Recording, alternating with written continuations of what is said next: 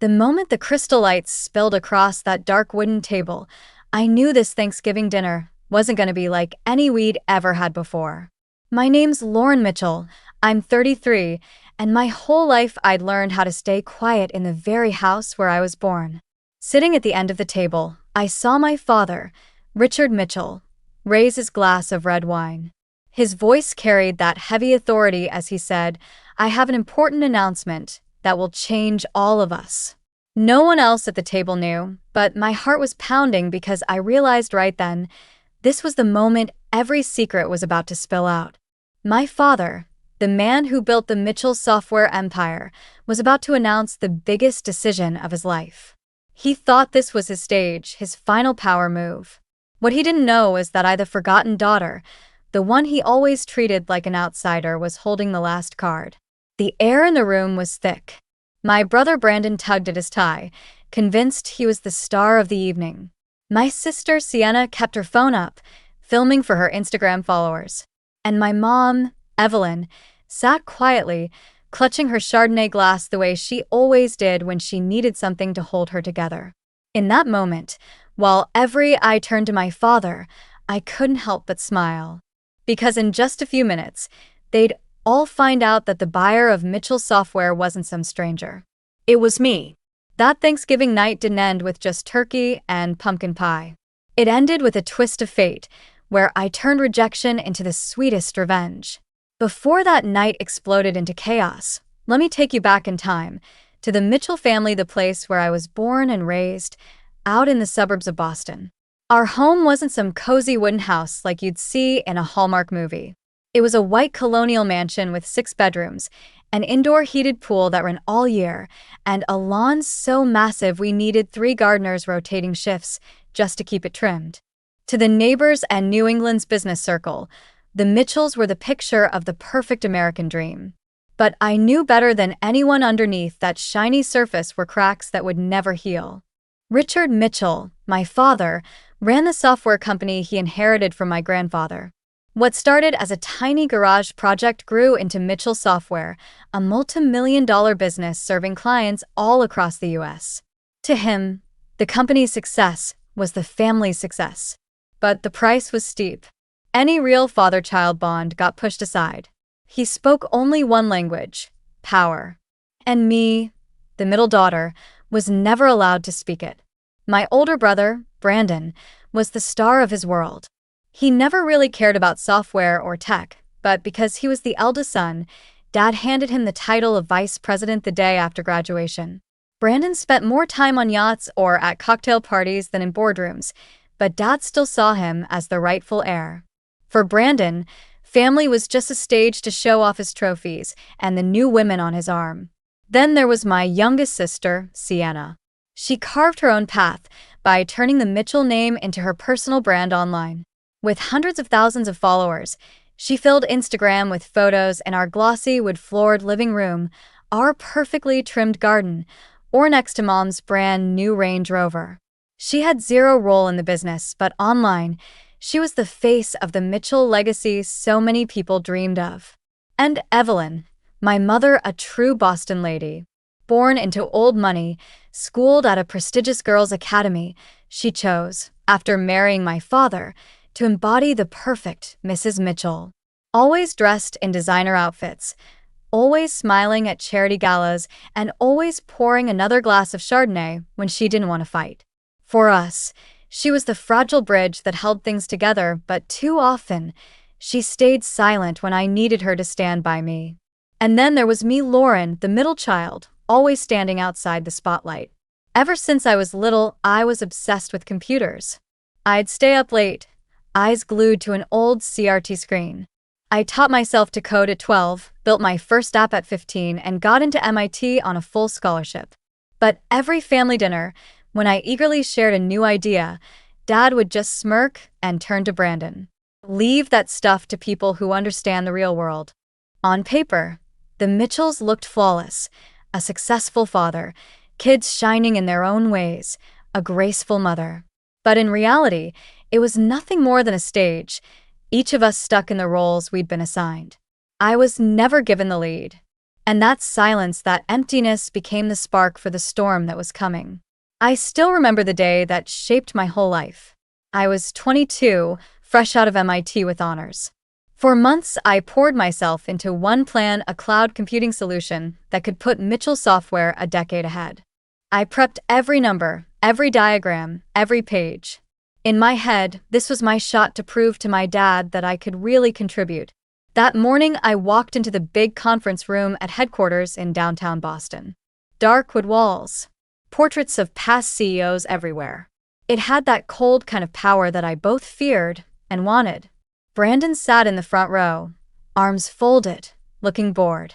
Sienna wasn't there, she was shooting pics for a beauty campaign. My dad sat at the head of the table, serious, his eyes sharp behind his reading glasses. I hooked my laptop to the projector, took a deep breath, and started. For the first 10 minutes, I talked market trends, how tech giants were moving to the cloud. I pointed out the gap, where Mitchell Software could lead if we moved now. The numbers and charts showed potential revenue in the tens of millions. But when I got to the most important part, the rollout plan, my dad glanced at his watch, sighed, and signaled me to stop. His voice cut in, calm and cold. Enough. This is more than enough. The room went silent. I froze, my lips trembling. He gave that faint smile I'd known since I was a kid, the smile that says no. He turned to the board members. She'd just graduated, full of academic pipe dreams.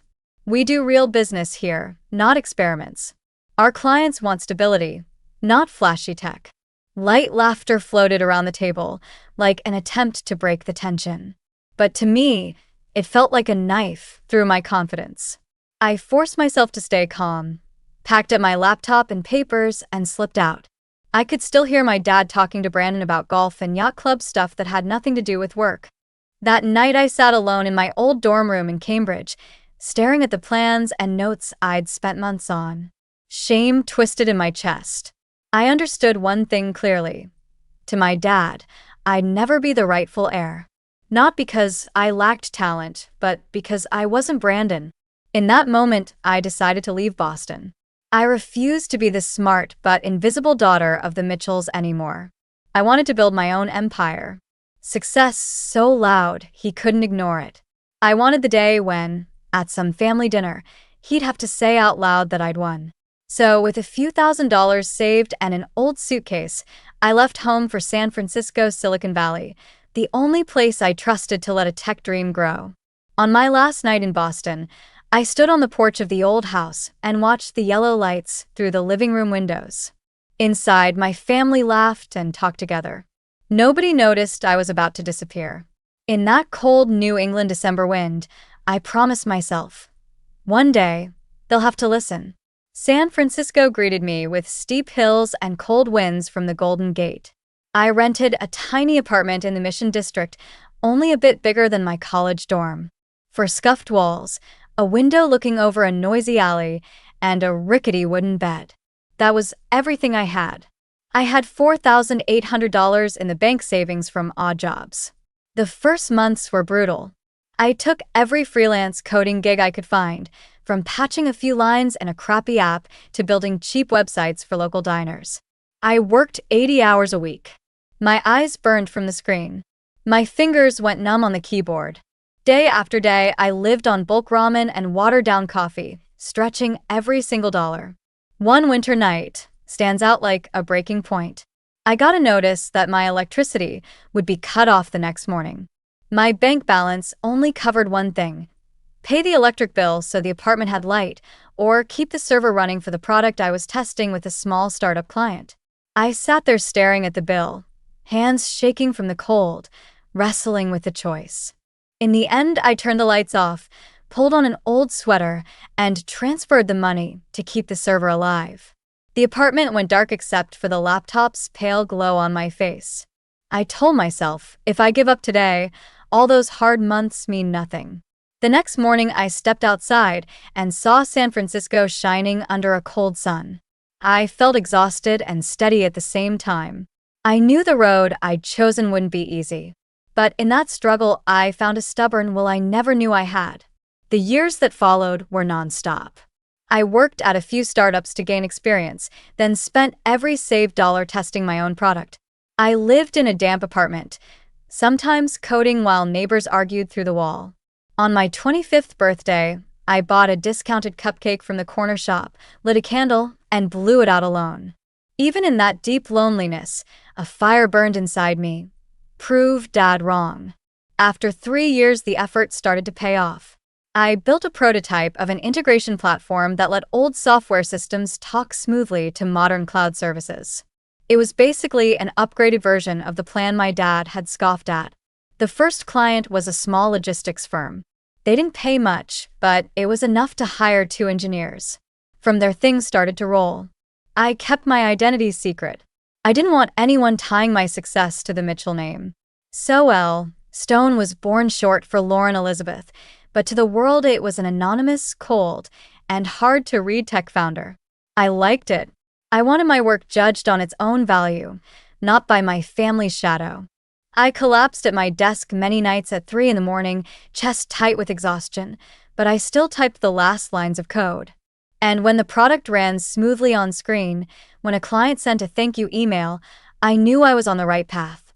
The calluses on my hands, the sleepless nights, the days of ramen and weak coffee, they all became a silent vow that one day I would return to that house in Boston. And when I did, I would not be the invisible daughter. I would come back like a storm. 3 years after that blackout night in my tiny apartment, my company was no longer just an idea. Under the name Summit Technologies, I started laying the foundation for a real empire. The integration product I'd built proved its worth. It helped businesses stuck with outdated systems move into the cloud era without tearing everything down. What my dad once laughed at had become the lifeline for hundreds of companies. With that first contract, I hired a few talented engineers, people who'd been underestimated just like me. We worked out of a small office in Soma, walls chipped with old white paint, desks pieced together from IKEA. But the place buzzed with energy. By day, we worked on client projects to keep the lights on. By night, we poured ourselves into building the core product. Word spread fast. In just 2 years, Summit grew from 3 people to 10, then 20. Venture capital firms came knocking, but I held on to most of the shares. I'd sworn I'd never let anyone else control my future again, not even flashy investors with deep pockets. In the tech world, the name Stone became a mystery people couldn't ignore. The press started calling me the hidden founder, the one who never gave interviews, who rarely showed up in public. At conferences, I changed my hair, wore glasses, and usually let my COO speak instead. All anyone knew was that Stone was a quiet genius, and that aura of secrecy only made Summit more magnetic. Meanwhile, back in Boston, my family still thought I was some failure drifting around California. But quietly, I expanded my reach. I didn't just build products. I made strategic moves, buying shares in companies that supplied key components to Mitchell Software. I studied every financial report, every contract, and positioned Summit as an invisible but vital link in my family's supply chain. The turning point came when we acquired a small company that served 2 of Mitchell Software's biggest clients. With that deal, Summit took control of part of the cash flow my dad once bragged about as the pillar of his empire. I didn't say a word, but inside I knew the showdown was getting closer. I remember one night, standing by the office window, looking out at the San Francisco Bay. The Bay Bridge lights stretched across the water like a silver ribbon. In my hand was a contract worth tens of millions, something I'd only dreamed of a decade earlier. But instead of celebrating, a chill ran down my spine. I realized every move I made wasn't just about success. It was about preparing for the day I'd sit back at that family table and force my father to face the truth. From the MIT girl my dad dismissed, I had become Stone, a figure the tech world both respected and feared. But for me, this was only the beginning. Because back then, I still hadn't revealed who I really was. And that silence, that mystery, was my sharpest weapon. 10 years after I slipped out of Boston, I came back for Thanksgiving. But I wasn't the MIT girl people looked down on anymore. I was the head of Summit Technologies, a $200 million company. And I chose to show up as a statement. My private jet touched down at Bedford Airport on a cold, early winter morning. A glossy black Bentley waited on the tarmac. I don't usually show off, but this trip was different. I wanted every detail to reflect the truth my family had ignored for a decade. As the car rolled past streets still lined with fading gold maples, my childhood came rushing back. The Mitchell house appeared, grand as ever, with its dark roof and white columns. The lawn was perfectly trimmed, a fall wreath hung on the front door, and warm yellow light spilled from the windows. On the surface, nothing had changed. But I wasn't the same at all. My mother, Evelyn, opened the door. Her eyes flicked to the Patek Philippe on my wrist, then to the Bottega Veneta bag in my hand. She hugged me, the faint scent of Chardonnay in her voice. "Lauren, you look so different. Is that a Rolex?" "No, Mom. Patek," I said softly. Inside, I found my father in his glossy wood-paneled study, wearing his reading glasses. He looked up and gave a thin smile. "Oh, you came too. Was the flight from California okay?" "Great. "I flew private." Saves time." His eyes wavered for a second, then the phone rang. He turned away and pushed me out of his mind, just like all those years before. I walked into the living room where Brandon was already planted on the sofa, a scotch in hand, his belly pressing against a tight shirt. He looked up and smirked. "Oh, little sis. Still glued to those computers?" "Pretty much," I said, smiling without bothering to explain. The door swung open. Sienna swept in, phone up, live streaming in her sweet voice. "Guys, guess who's back? Lauren Mitchell, my sister from San Francisco." She gave me a light hug, eyes on the bag, smile wide. "You look expensive. Finally got yourself a rich boyfriend?" "No." "Just hard work," I said, stepping out of the frame. Dad was still in the study on the phone. Through the half-closed door, I caught a line. "Yes, that's right. Summit Technologies. $50 million is the final offer." I held back a smile. He had no idea the person he'd been negotiating with for months was me. In the kitchen, Maria, our longtime housekeeper, met me with a real, warm smile. "Miss Lauren, you look so healthy. California agrees with you." "Thank you, Maria," I said, catching the pride in her eyes. The afternoon drifted by in the same old pretend calm. Brandon bragged about his yacht. Sienna kept snapping photos. Mom sipped wine to dodge the tension. Dad stayed glued to his phone. I sat and watched. I wasn't the daughter begging to be heard anymore. I was someone who knew I was about to flip the board. When Mom called everyone to the dining room, I took a deep breath. Tonight, that long table with the white lace tablecloth wouldn't just serve turkey. It would be a battlefield. And I was ready for the moment my family would have to face the truth. That dinner table looked like it walked out of a luxury home magazine. A dark glossy wood table with a bright white lace runner. Wedgwood plates saved for special days. Scented candles glowing in silver holders. A 25-pound turkey sat in the center, skin golden and crisp, with mashed potatoes, stuffing, and pumpkin pie close by. It all seemed perfect at first, but I could feel tension hiding under every smile. My mom sat at one end. My dad sat at the other. Brandon took the seat close to him, full of confidence. Sienna sat across, phone in hand, filming the Mitchells' special Thanksgiving. Me, as usual, I was placed far from my father, near my mom. That seat said everything. After the pumpkin soup was served, my dad stood up and raised his glass of red wine. His voice boomed like he was at a shareholders meeting. "This year, I have an important announcement. A decision that will change this family's future." The whole table went quiet. Brandon straightened his back, sure he was about to get more power. Sienna swung her phone toward Dad. Mom set her glass down fast, her face tight. Dad cleared his throat and paused for effect. "After months of negotiation, I've decided to sell Mitchell Software. The deal will close right after the holiday.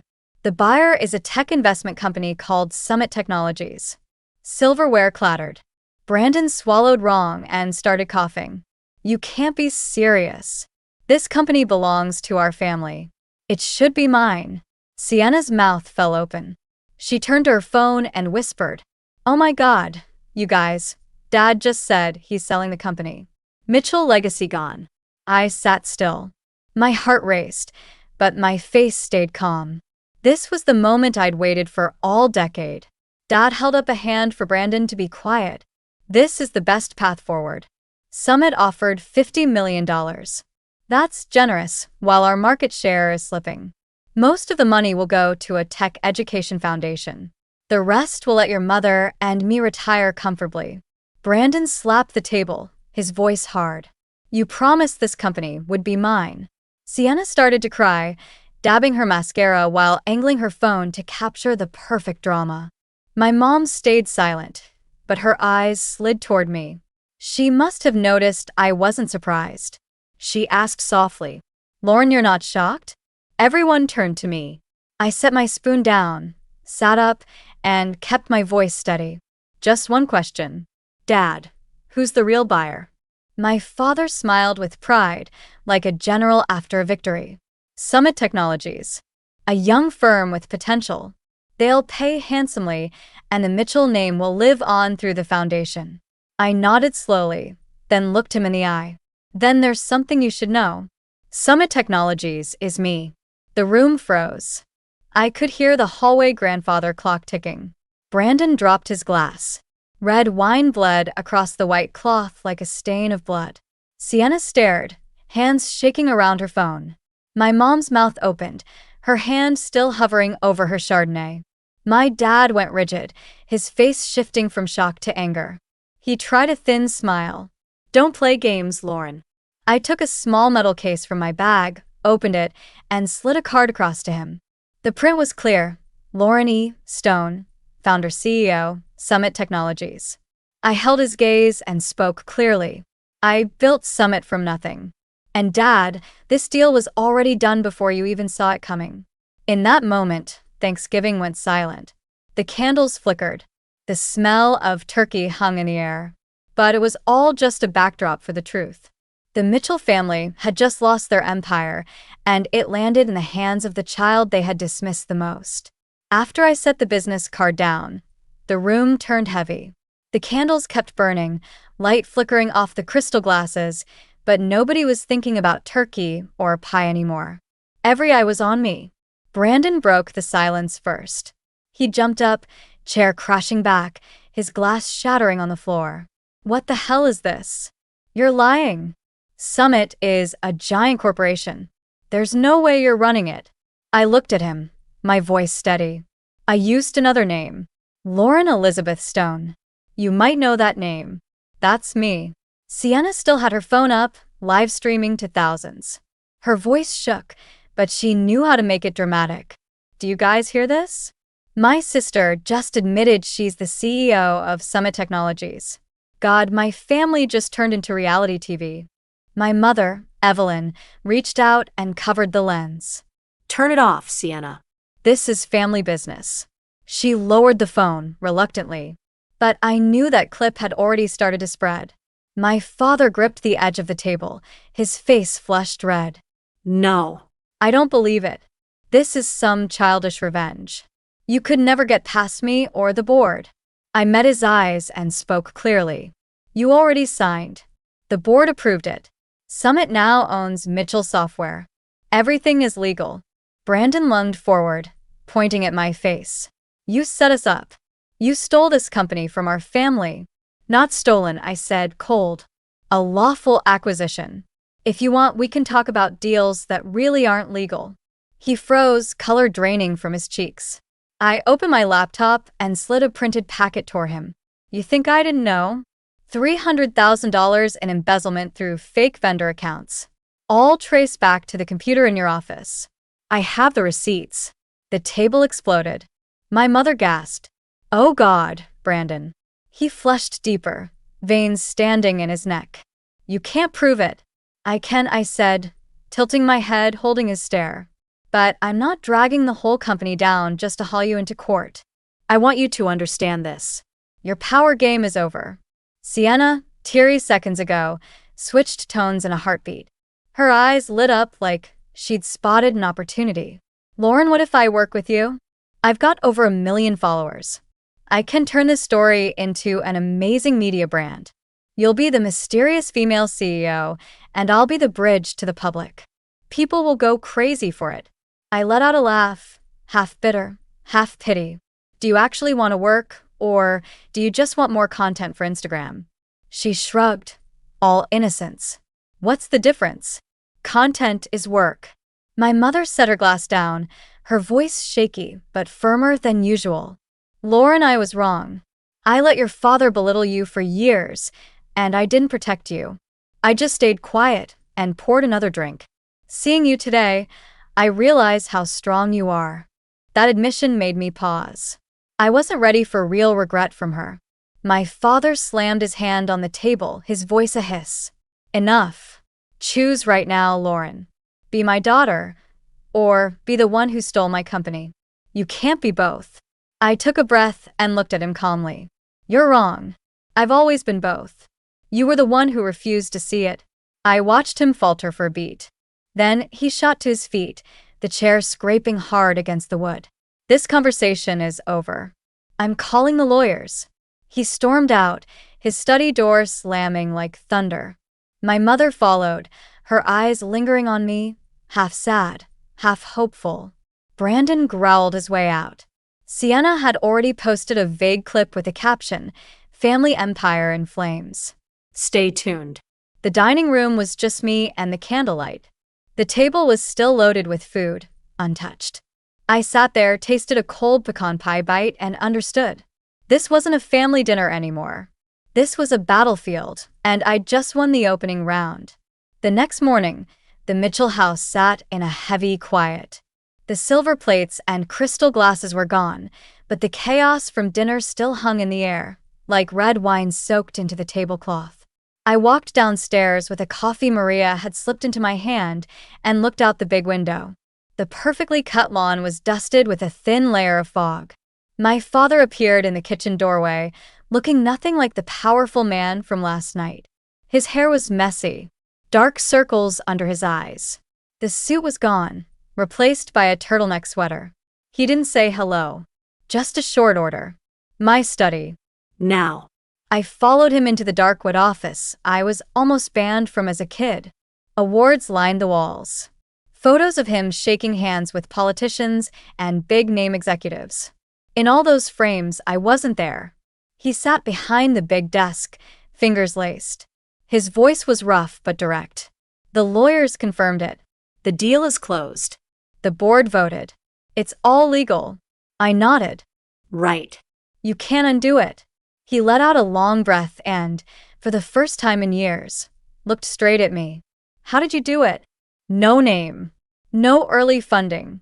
No connections. How did you build a company like that?" For a moment his eyes weren't contempt. They were curious. I kept it short and firm. "I started with small contracts.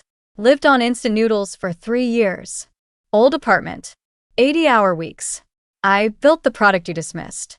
Then I grew it, bought small companies, and step-by-step took control of the supply chain.